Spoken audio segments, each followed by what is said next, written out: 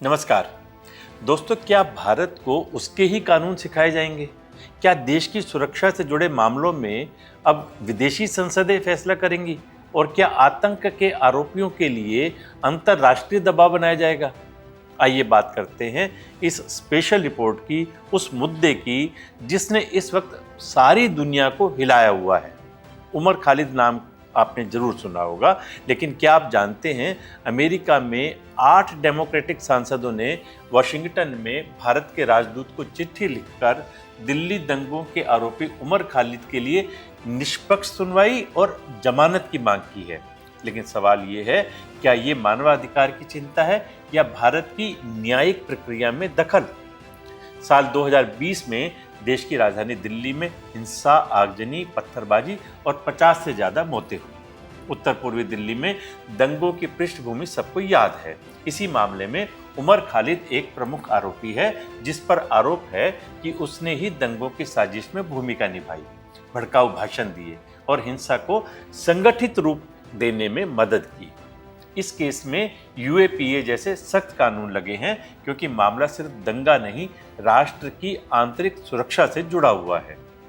America के 8 democratic सांसदों ने भारत के राजदूत को लिखी चिट्ठी में कहा है कि उमर खालिद लंबे समय से जेल में है, उसका ट्रायल पूरा नहीं हुआ, अंतर्राष्ट्रीय मानवाधिकार मानकों के तहत उसे जमानत या तेज सुनवाई मिलनी चाहिए। पत्र की भाषा भले ही कूटनीतिक हो, लेकिन संदेश साफ है, भारत की न्यायिक प्रक्रिया पर सवाल है। भारत में इस पत्र को लेकर तीखी प्रतिक्रिया है।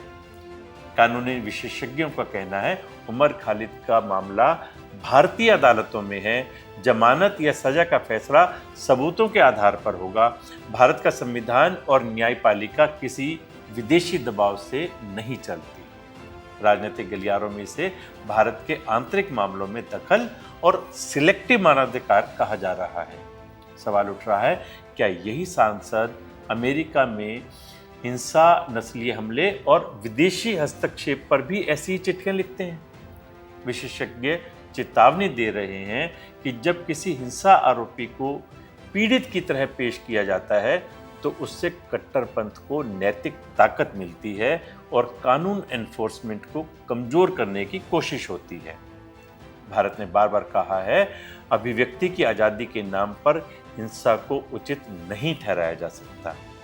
ये मामला सिर्फ एक व्यक्ति का नहीं, ये मामला भारत की न्यायिक स्वतंत्रता का, राष्ट्रीय सुरक्षा के फैसलों का और इस सवाल का है कि क्या आतंक और दंगों पर भी दोहरे मापदंड चलेंगे।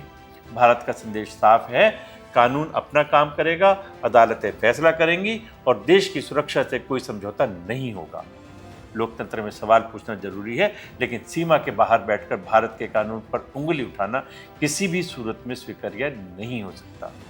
दिल्ली दंगों के पीड़ित आज भी इंसाफ के इंतजार कर रहे हैं और इंसाफ दबाव से नहीं, सबूतों और अदालत से चलता है। ये लड़ाई किसी व्यक्ति की नहीं, ये लड़ाई है कानून, संविधान और देश की सुरक्षा की। नमस्कार।